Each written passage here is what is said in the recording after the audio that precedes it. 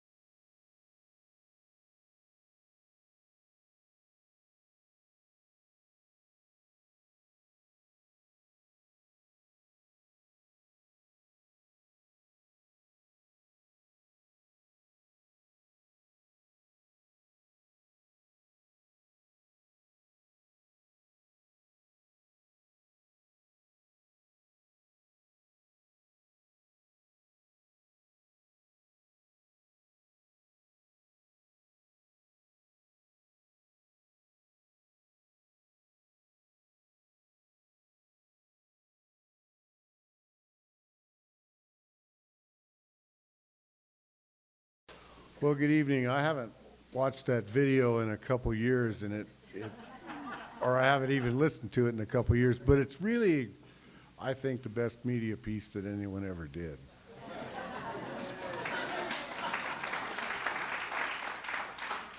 There's a part of it that isn't there. One of the pieces that they did in the original video had, I went shopping at a store and bought ingredients for cookies and went home and made them. And that video took us 2 days to put together, and they just kept shooting different things. Well, we want to try this and we want to try that, and it was the most fun I've ever had doing a media presentation, other than when I get to talk with people. So I'm Gerry Leary. I run the Unseen Bean Coffee Company. I'm 65 and have no intentions of retiring in the near or distant future. I financially can't. But I don't want to. And that's, for me, that's the biggest important piece in my life. I grew up in a normal-ish family. I had 3 brothers and a sister. We were born between 1950 and 1966, so it was a long-term family for my parents. And I was the second oldest. My mother wanted 10, she had 5. So in today's world, people don't understand that as much, but when I was growing up, a lot of us wanted large families. So in growing up as a blind guy, one of the issues I had that I had to learn about was that I had a different deck of cards than most other people that I knew. And that was tough for me to grapple with as a child.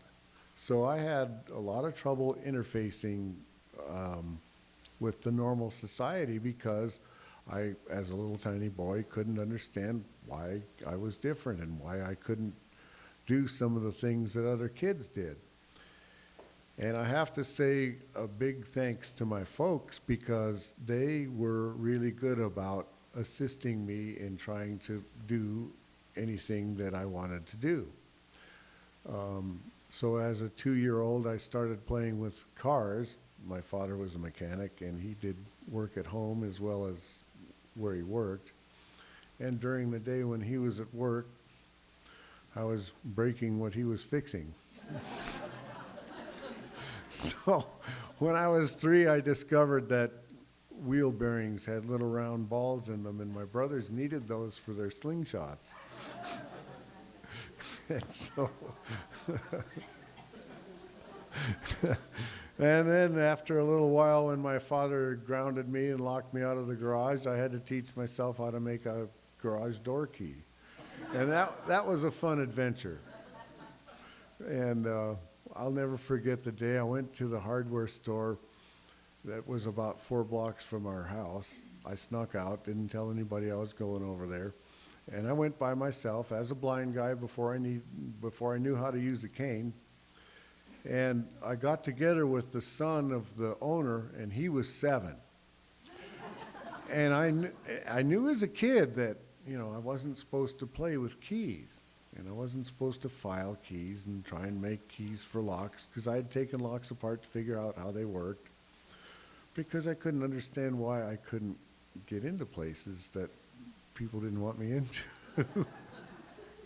And so I went to this hardware store, and I told the guys that I wanted some keys because I wanted to make a miniature xylophone. And I wanted keys that looked like my mom and dad's house keys because I liked the sound of them. And I still think about that, and that is one of the events in my life that reminds me how creative little children can be. And every time I meet a young person who is astonished at the amazing thing their little kids did, I talk to them about this story, and I say, look, I know you've done things like this in your life, and you've got to think back to these memories, because kids have it way more together than we think.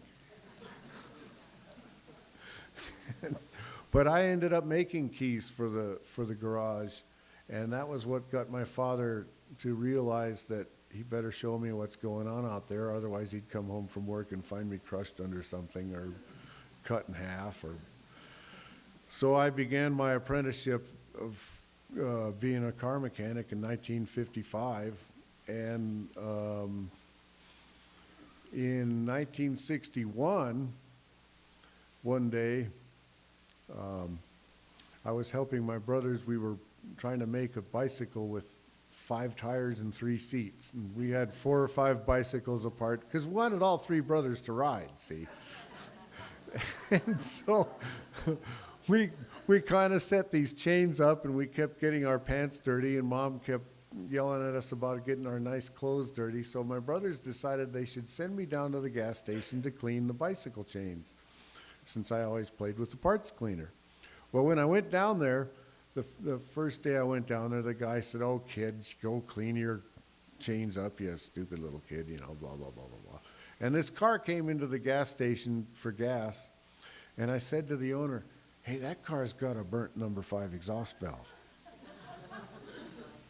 And he says, "Well, hey, kid, how do you know that?" "Well, my dad fixes them, and we take them apart, and that's a 57 Chevrolet with a 216 because it has solid lifters. You can hear this ticky noise, and that's always what goes wrong, is the number 5 exhaust valve is bad." And the guy's like, "Hey, thanks, kid. Here's $10. And so every Saturday I'd go over there and bring my brother's bicycle parts to work on and make $10, telling him what was wrong with the cars that came through. Until my father found out I was doing it. He's like, "No, you don't do that for that guy. He charges us enough for gasoline."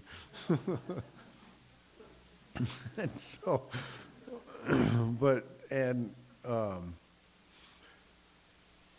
I'm sure I gave my folks most of the gray hair they had, but on the other side of it, they made me probably one of the more independent people I know, and I'm thankful for that. It's really helped me to get through life without depending on other people for my own income. And I'm going to fall out of my chair, I see. By the way, through all of this, if any of you guys have questions or anything, just say question or say, "Hey, Gerry," or anything like that, because I won't watch you raise your hand. I promise I won't look. And, you know, the other thing in my early life, school was really interesting. My first 6 grades were in a school for blind kids. When I was 2 years old, no, wait a minute, I got this wrong. When I was 10 months old, my parents couldn't stop me from crying, and our doctor finally said, "Look, this guy's eyes are infected. We can't get that to stop. It's eating at his optic nerves, and either we have to take these out or he's probably not going to make it." And so I have plastic eyes, and the advantage to that is that someday when I really feel like having fun, I can have them made to look like anything I want. So I could put lights in them, or dollar signs, or flags, or my ocularist says that someday I should just have her make me some party eyes and get it over with. She says, "If you live in Boulder, you need that."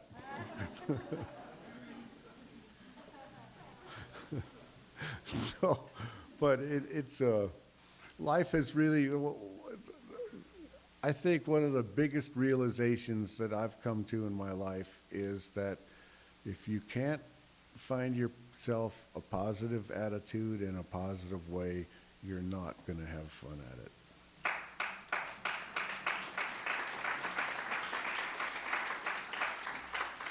And I think the biggest piece of soul searching that I've done in my life is to say, now, hey, wait a minute here. This is the situation I'm in, and I can't change all of it, but I can sure change how I view it and what it is that I look for and what it is that makes me happy. And I really think that this is something that our culture needs to work just a little harder on, is helping people to realize that we're pretty darn lucky to be here. And no matter what your philosophy is, some of us think we get to come back, some of us think we don't. We have all kinds of different opinions about why we exist, where we come from, where we're going. But boy, we're here right now, and this is the only chance, as far as I know, to make it good. And there's no reason not to.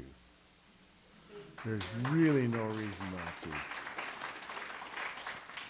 Yes. I've got a quick question about Sure. starting your company. You said that you took a loan out against your house. Yes, I did. That's a pretty nervy thing to do, I think, for anybody. Kind of scary. What kind of confidence did you have that the new bean business would work? Oh, I had none. I just decided that I was done fixing cars because I didn't want to lose my fingers because of slow reactions or numbness. And I was too interested in coffee not to try to play with it. And at the time, I was pretty much out of money, so I figured I wasn't going to be any worse off for trying it. And so I refinanced my house. I borrowed $20,000 on it. I spent $5,000 on a roaster, no, $6,000 on a sample roaster. It's a real small roaster that only does a quarter pound at a time. I spent, let's see, $3,000 on taking the class to learn, and then I spent about another $4,000 on my first coffee order, and $2,000 on a tough shed to put it in, and then I turned on the machine and started doing it. And I started selling people coffee for $5 for a quarter pound bag, which is still more than what I sell it for today. And at first my friends bought it as a novelty because they knew I was doing something new and different. And then they kept coming back and saying, well, will you get me some more of that? And I was like, yeah, but I mean, I'm charging you $5 a bag. Are you sure? Yeah. I want some more because I can't drink it like that anywhere else. It doesn't taste that good. And it took me a year to believe that.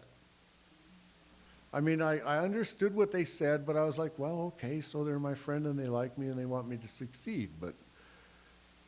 And then their friends started buying it. And it took me a year to save up the $12,000 to buy my roaster that I'm currently using now. And that was a really fun adventure. A friend of mine found it in a magazine. And so I called the guy up, said I wanted to come look at it. And we got to talking, and I told him I was a blind guy, and he says, well, you know, those things get hot. You can't just touch it, and we've got to run it 12 to 14 hours a day. And I said, I have a sample Probot roaster. It does a quarter pound. I've been doing it for a year. I have no interest in holding you liable. If you want me to sign a waiver to come and touch your roaster, I'll do it. And so we got together for a couple days, and I decided to buy it. And then I went home and called a friend of mine who was an electrician and a plumber, and I said, look, I want to run a gas line out to my garage, put a hole through the roof for a chimney, and put a roaster in here. And he said, Jerry, you're a year late. I said, what do you mean? He said, well, they changed the building code last year, and you can't put commercial equipment in your home. Now, I didn't know that you could apply for a variance back then, so I didn't. I went out and I started looking for a place to rent, and I found a place out in Longmont that was low cost. And in March of '04, I rented it, and in April I started the actual paperwork for the corporation. So I played at home for a year and saved up the money to venture out into the public. And then, as the video said, I had a friend that owned Buchanan's Coffee on the Hill, and she bought a little coffee shop that's on Broadway between Spruce and Pearl from, I don't remember what they called it then. But I had told her that I was interested in learning how to make espresso drinks. And she said, oh, someday when we get slow on the hill, I'll invite you over and I'll show you. It's not that hard. I said, okay. So one day in, well, March 15th of, I don't know what the 15th of March is, but in my life, a bunch of things have happened. That was the day I bought my house. That's the day Kim from Buchanan's called me and said, Gerry, I'm tired of this stupid money-losing coffee shop downtown. I said, well, it's not my problem. What do you want me to do about it? And she says, I want you to buy it from me. You wanted to learn how to make coffee drinks. You should buy this cafe. And I said, Kim, you're telling me it's a money-losing cafe, and so it's my turn to buy it. And she said, yes, that's what I'm saying. And I said, well, I'm going to have to sleep on it for a night and come over there and check it out tomorrow. I'm not going to spend money on something that's going to lose me money too. And she says, oh, you'll figure out how to make it work. I said, well, we'll find out. And that's when I went over at 8 o'clock in the morning and sat down, and when I counted 150 sets of footsteps, I have no idea if they were duplicates. But I said, all right, there's something wrong here. I've been sitting here since 8 o'clock, and 150 people or more have walked by, and no one's gone in. What's the matter?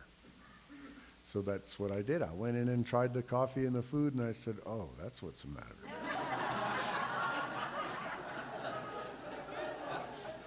So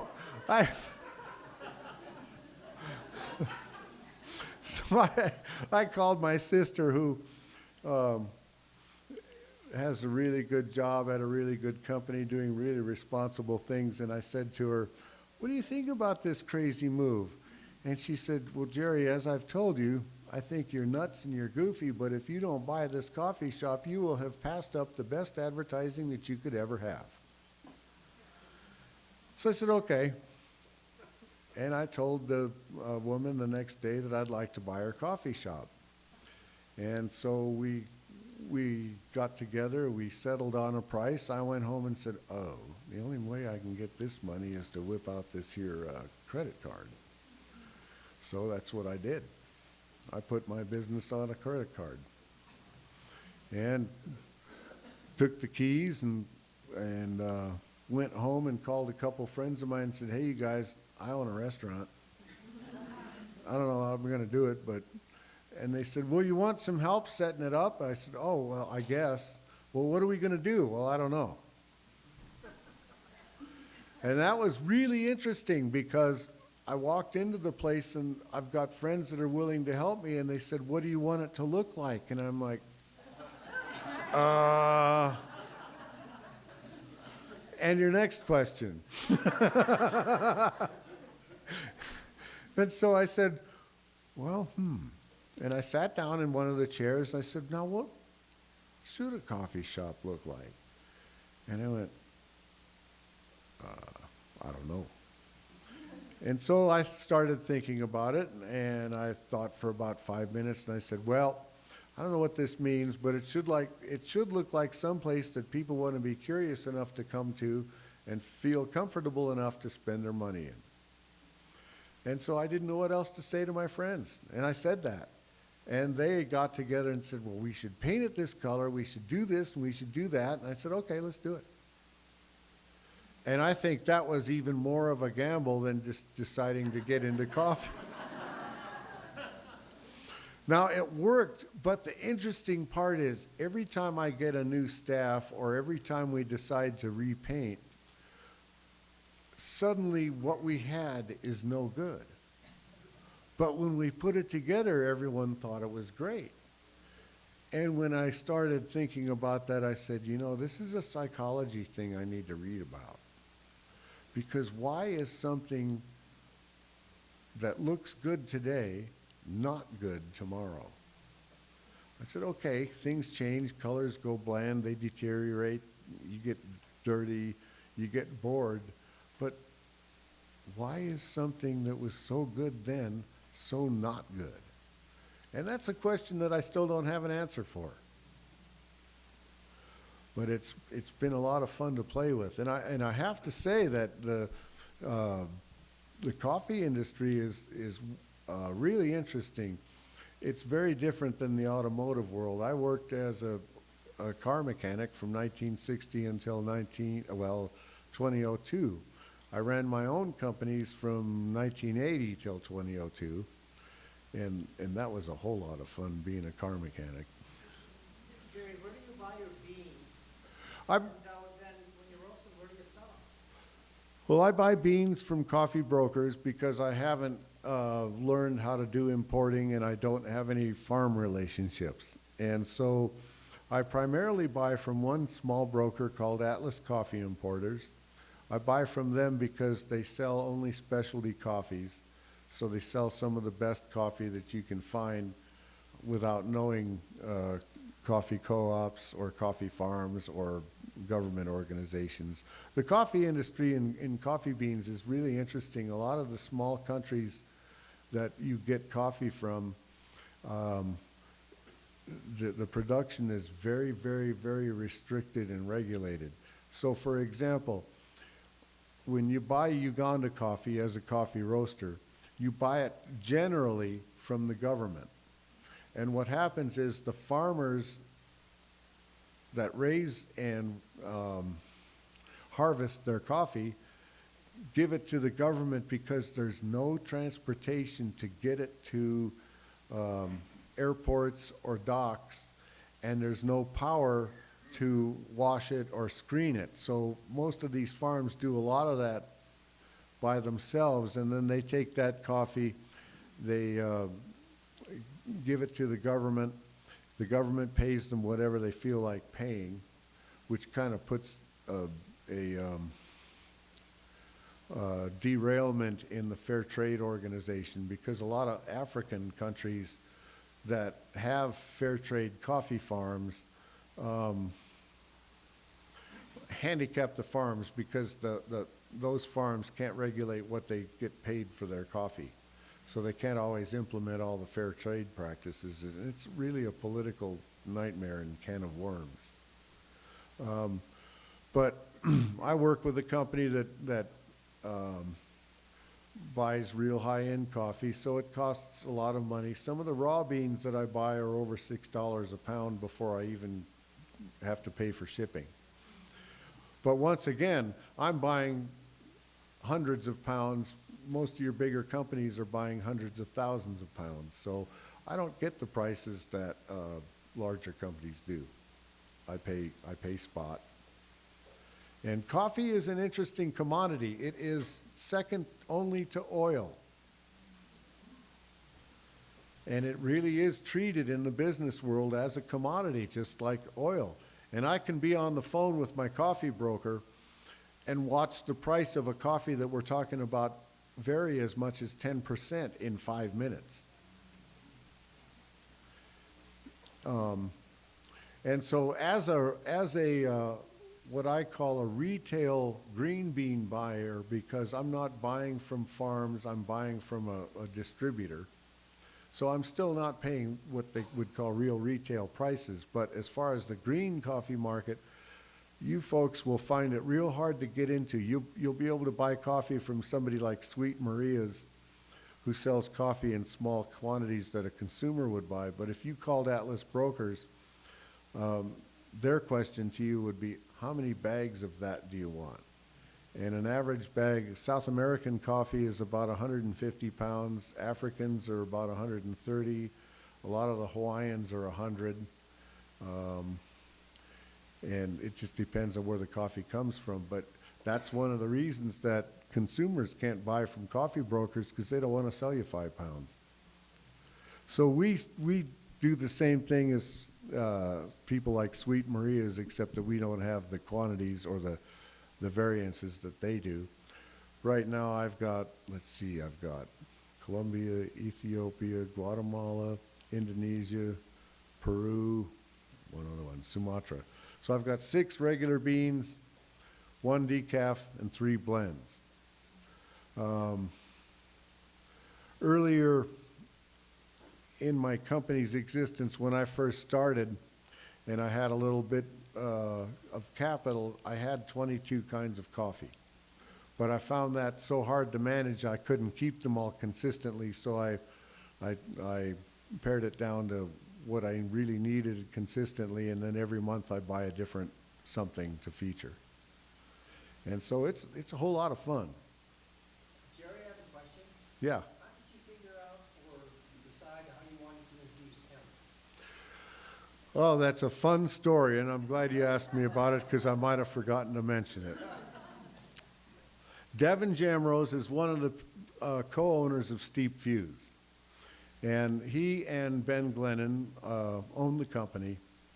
And Devin lives behind me. And one day I was out in my backyard enjoying the afternoon on Saturday, and it was a quiet day. There weren't too many trucks going down Broadway, and I'm hearing this neighbor of mine on the phone in his backyard. And he's talking about coffee roasting. And I thought, well, now, this isn't very polite, but this guy's talking about coffee, and it's my neighbor. Does he work for somebody else? Ooh, could I sell coffee to someone or something? Or could I watch somebody roast and learn something?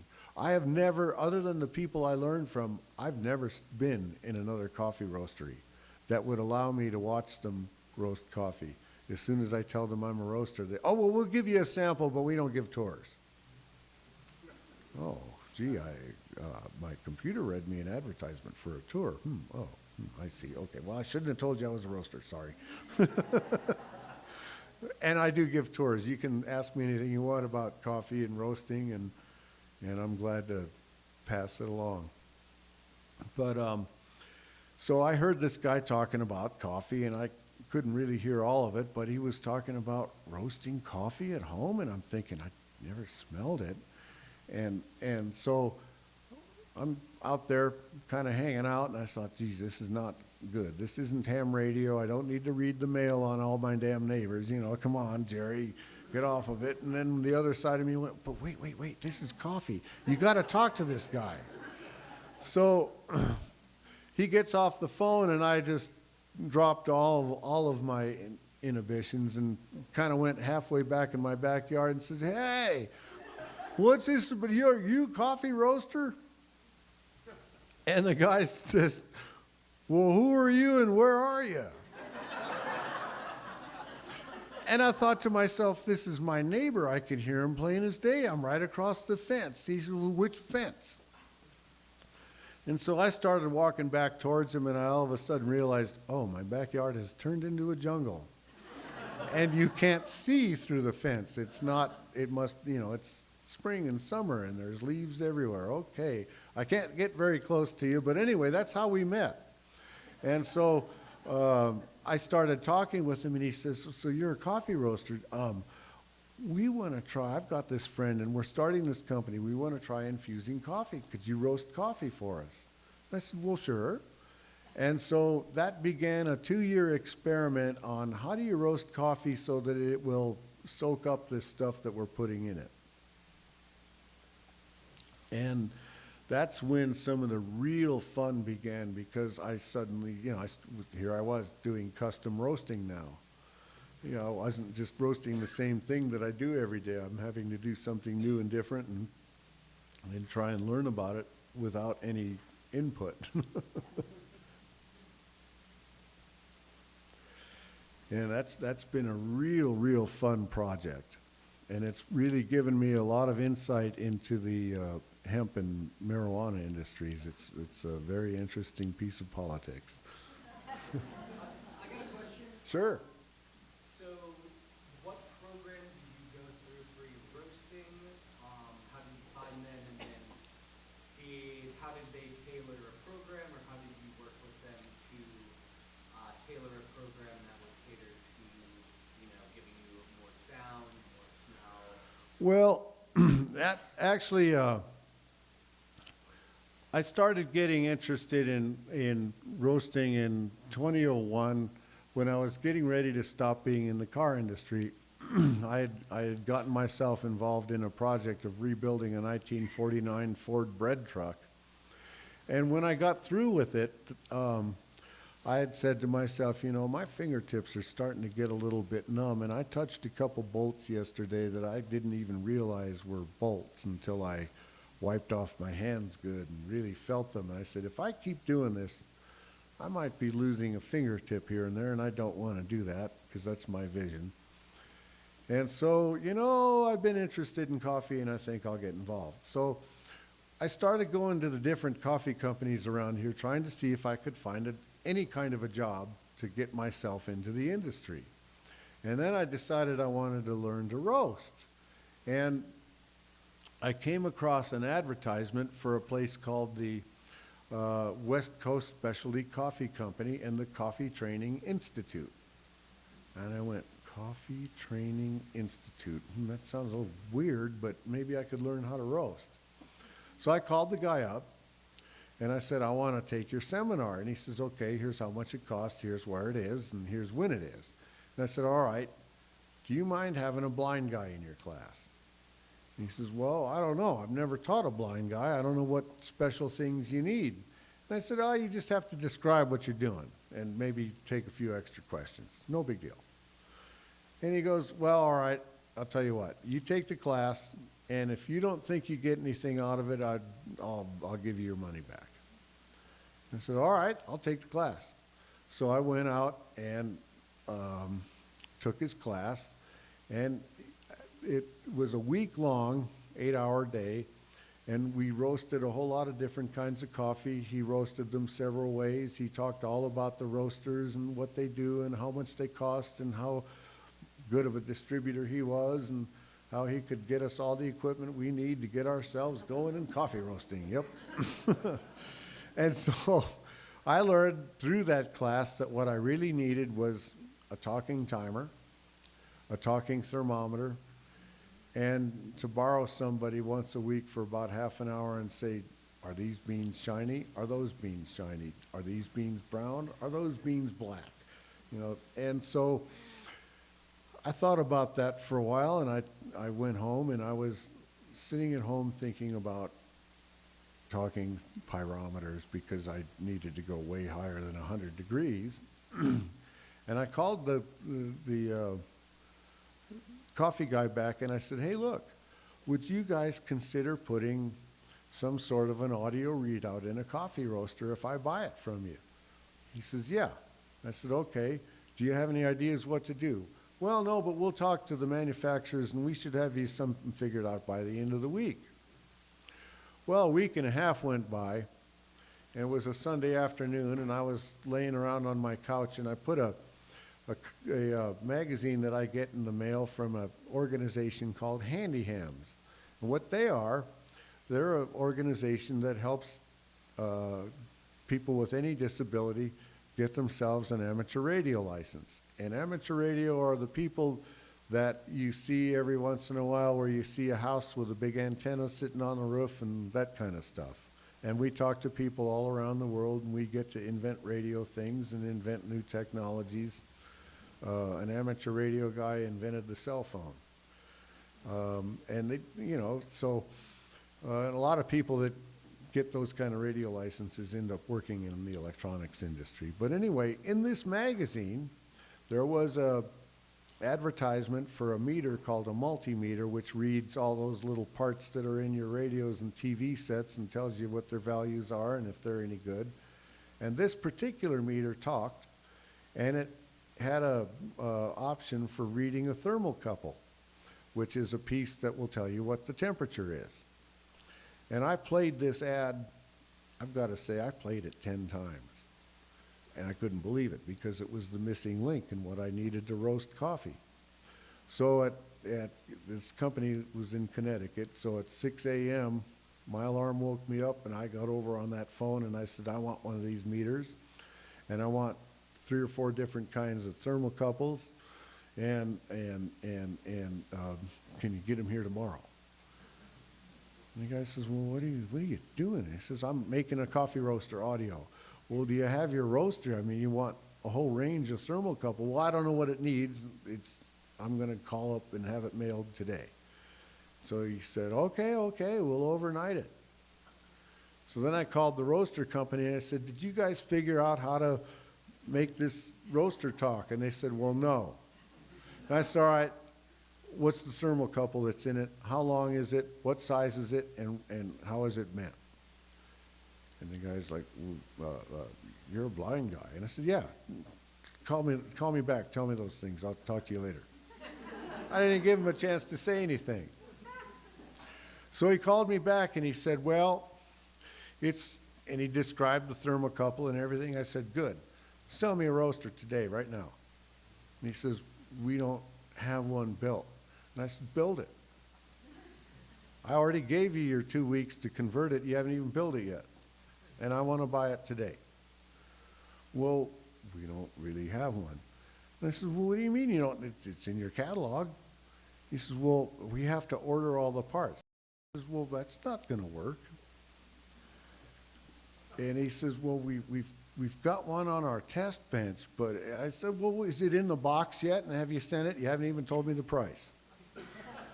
And he's like, dang, I don't know who you are, but all right. We'll sell you this thing for $6,000. Okay, here's, where do I wire the money? Okay. And how much is it to ship it overnight? Can I have it tomorrow? No. We have to figure out how to pack it up. And I said, okay, well, here's a few $100 Get it done. I'll see you later. Call me up. Tell me when it's going to get here. So that was how excited I really had that conversation. And these people are still friends of mine. I helped them. The people that I bought my big roaster from bought a brand new one, and just like it, that had a couple new features, and then they couldn't get it to work. And I had already taken mine apart to rebuild it because it sat in Idaho in the rain for 3 months before I could get it home. So all the bearings and the chains and everything were rusted up. So thank you, my auto mechanic skills helped that. But it was a little bit rough for the first couple years. I didn't really have much seed money except what I could get through credit cards. So it was not an easy beginning, but it was fun. And I have to say, now the biggest trouble I have in business is the administrative work and the paperwork. Gerry, you talked a lot about making coffee. Tell us about hunting. Oh, yeah, okay. Hunting started back in 1989. Well, it started early. Hello. Oh, there it is. So as a child in my life, my father was in the Air Force in World War II.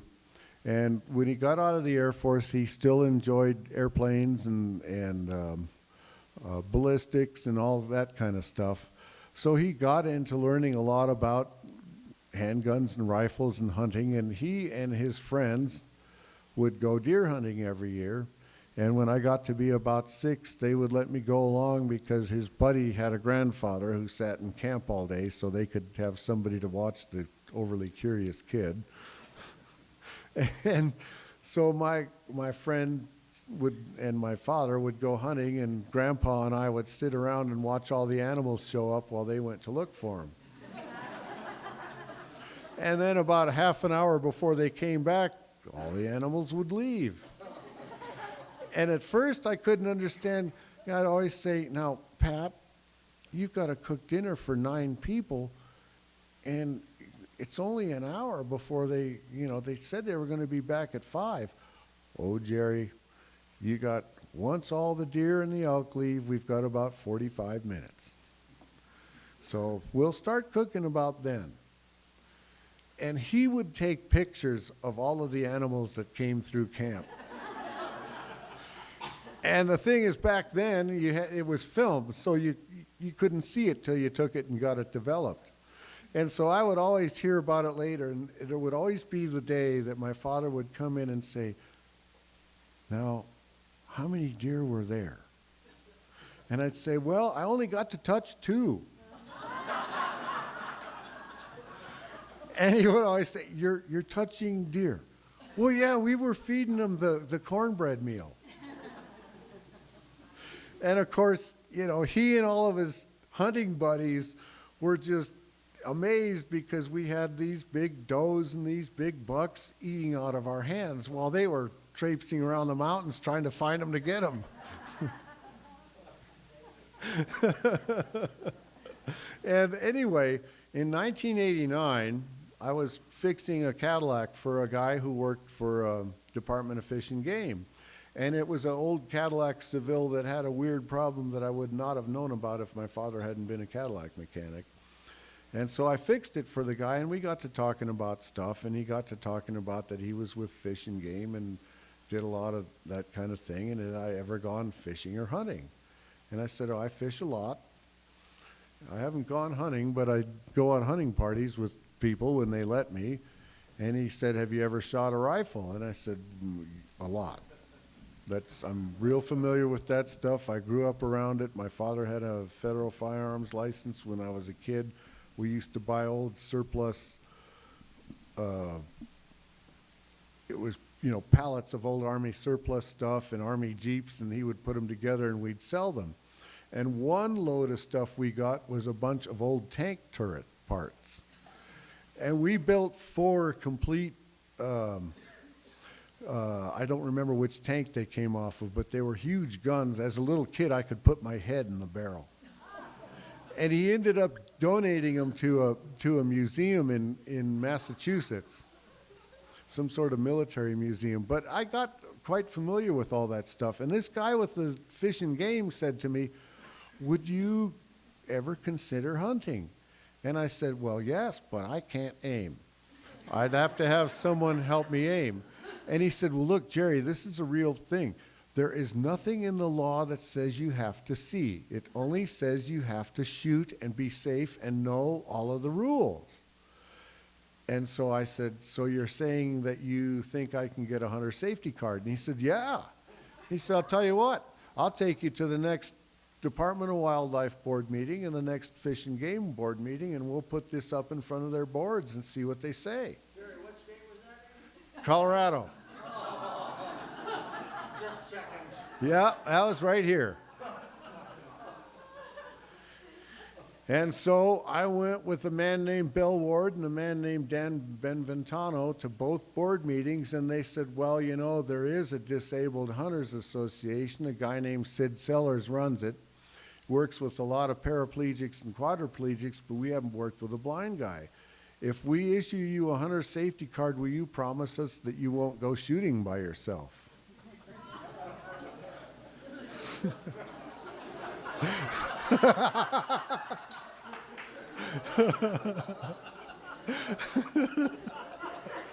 Now, there were a lot of things I could have said to that, but I had to say yes.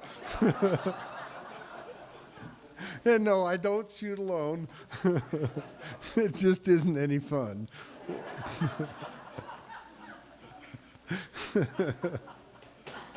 I tease people and I say, look, if I'm going to shoot by myself, a chainsaw is my gun of choice.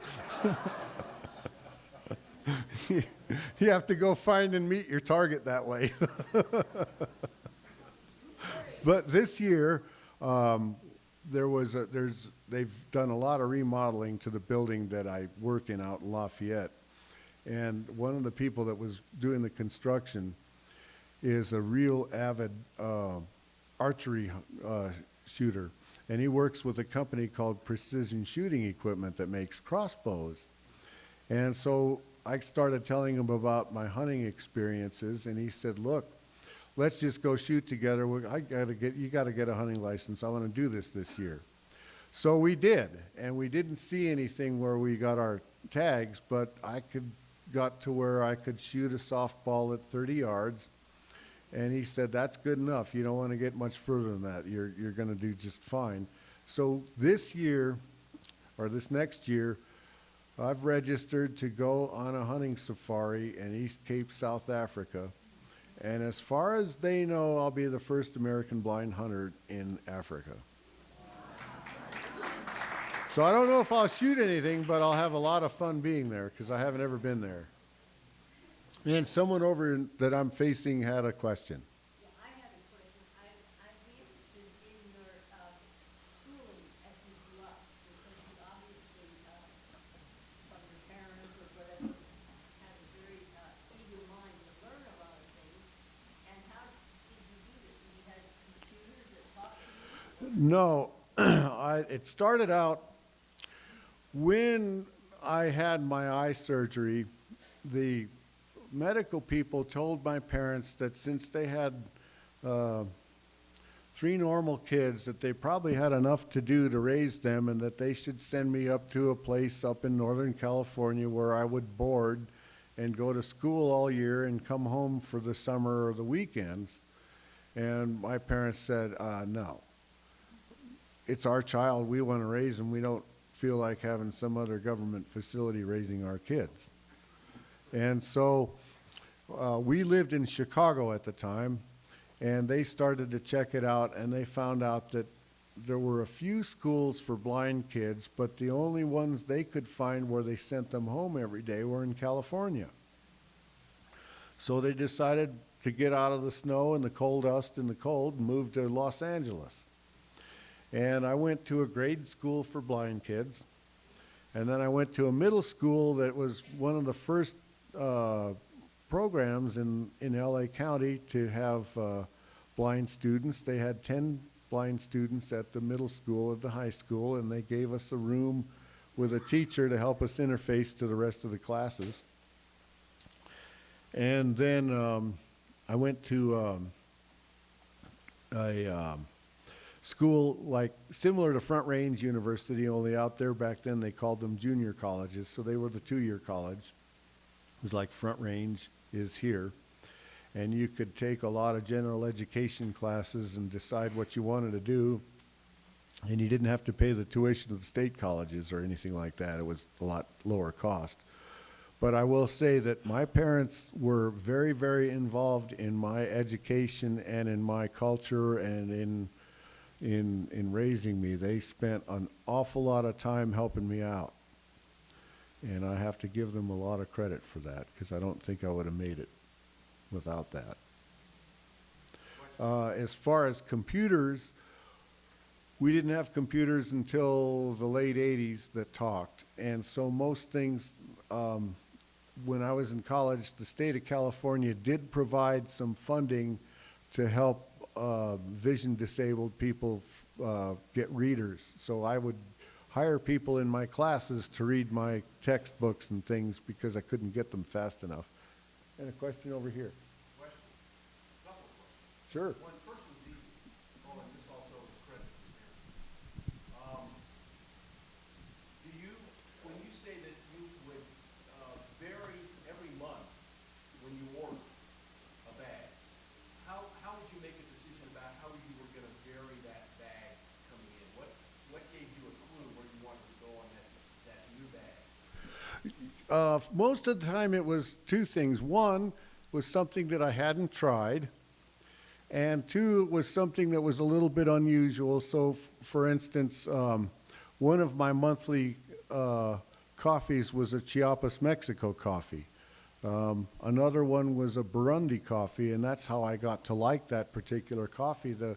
My broker said, "We've got a coffee, Gerry. It's scoring an 89, but nobody likes it, and they can't roast it smooth." And I said, "Well, let's try a bag. This sounds like a good challenge." And we've had it ever since. And it's starting to become one of our best-selling single blend coffees, or single bean. And coffee blends are really interesting. This is a little bit off the subject, but here's an interesting thing that has to do with law. You can call, if you look at coffees in the store, and especially Kona, you will find that it has the word blend in it when it comes to the description, because very few coffee companies want to try to sell you something that costs them over 20 bucks a pound. So Kona is usually done as a blend, and you only have to put 10% of that coffee in the mix to call it a Kona blend. You do not have to title the blend to the highest amount of coffee. And I don't particularly like that. When I can afford Kona, I do it pure because it tastes so much better. Second question. Yeah. Do you feel that this is an asset to your blindness? Do you feel that because you've been your life blind, that picking up on your other senses in this coffee roasting business would be your nose and taste?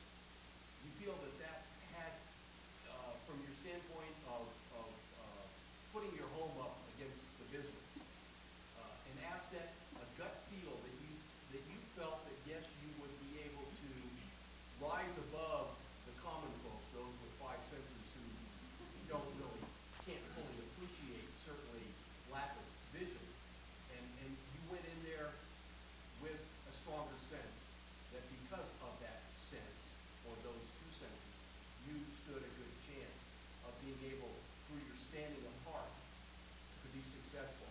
Oh, and also too, based on your profile of your life's experiences, you are a common sense, high risk individual. Well, I think the best way to answer that is I enjoy gambling in life a whole lot more than with machines. I don't really get any enjoyment out of pulling a handle or shuffling a deck of cards or spinning a wheel. And so I take my gambling addiction to life. And basically, I grew up as a poor person. We didn't have a lot of money in our family. We did all right, but we had to save, and my parents didn't ever have a credit card till 1979. After I moved out, by the way. So they were always the cash and carry people, which has a lot of advantages. I don't do it that way because I don't have the money or the sense, something like that. But I think the best way to answer this question is that my folks instilled a lot of motivation and independence into me. And one of the ways they did that was to show me what happened when you didn't apply yourself. So my folks found me all kinds of people that weren't doing well with what they were trying, or organizations that weren't doing well, and they would always show me how these people didn't apply themselves. And then they would do what most parents do and say, now you're above that, you're better than that, you're smarter than that, get it together. You can do it. And I'm sure that some of you here know people who have children that have some sort of a physical or mental challenge, and some of these folks need the help of others to instill the belief into their children that they can do it anyway. And that's one of the things that I try to do when I meet people who aren't confident in their kids. I try to lead them into changing that. Because half the time, or I shouldn't say half because I don't know, I've never tried to be a statistician over it, but a lot of times folks underestimate their kids, and that slows the children down. And so, fortunately for me, my folks didn't do that.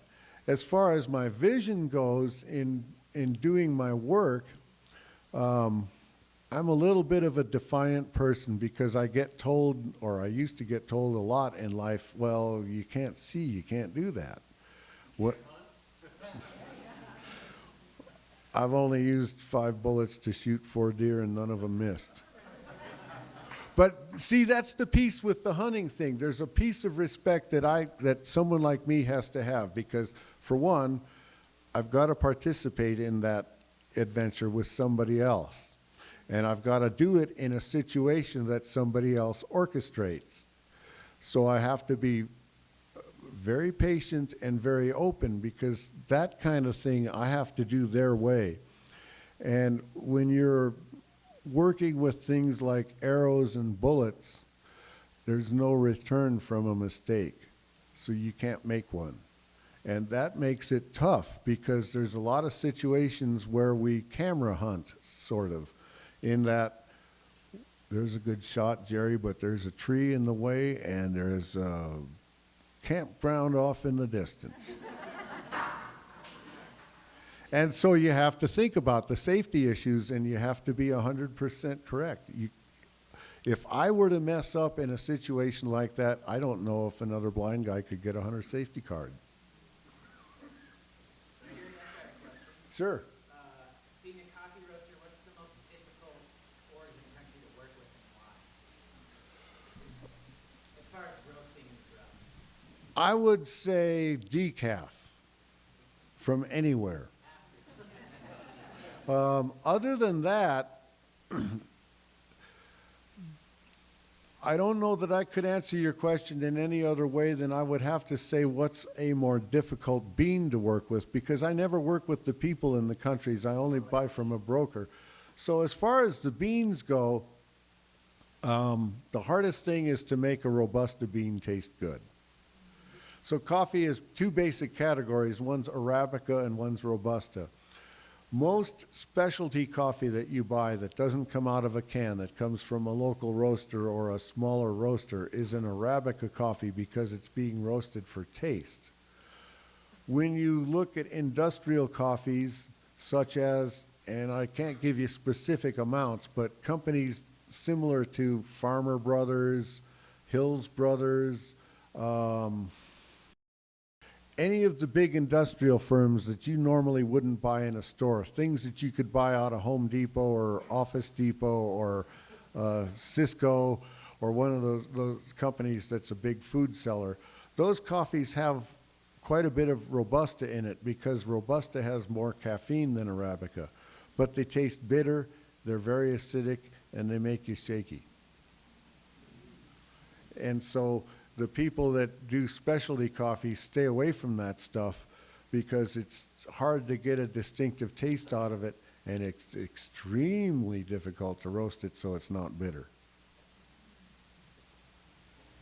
Gerry, can you talk about building log cabins? Yeah, in 1972, let me get the year right.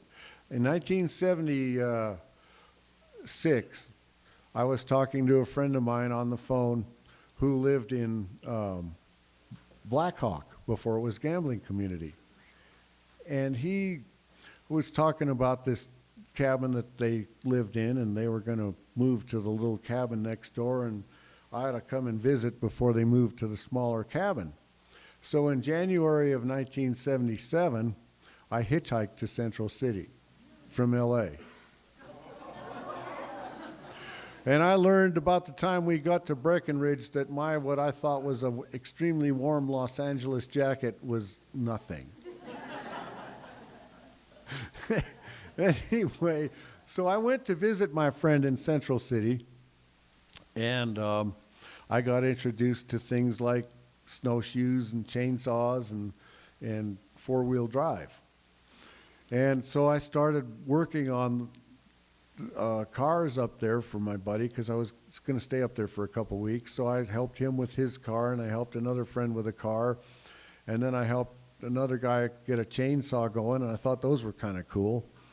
And then the next thing I know, he had moved out of his cabin and offered to rent this cabin to me for $50 a month. And I was paying $600 in LA. And so I went, ooh, an adventure, an off-the-grid adventure. And I was 25 and full of energy, so I did. I just went back to LA, put all my stuff in a truck, paid a friend of mine to drive it to Colorado, and said, here we go. And I haven't left. And so when I was there, of course, I needed an income. And one of the neighbors that I had repaired a chainsaw for said, look, we build log cabins out of local wood. And we need people to run a draw knife and pull the bark off of logs and dig post holes and fix chainsaws and all this kind of stuff. And so that's what I started doing for work. And I actually learned how to build a vertical log cabin. And it was a lot of fun. I worked with these guys. We built 4 of them in 2 years. It was great. So, Gerry, we could listen to you all night, but I'm afraid we're out of time. Okay. If anybody wants to talk further, I'm on the web at theunseenbean.com. If you have anybody in your family or your circle of friends who has a physical challenge or needs motivation and to get going and working, I'm always happy to talk with anybody. If you want to see what it's like to roast coffee, I'll show anybody whether you're a roaster or not. I don't care. I could care less about competition. So get hold of me, and I sure thank you guys for letting me sit here and talk with you.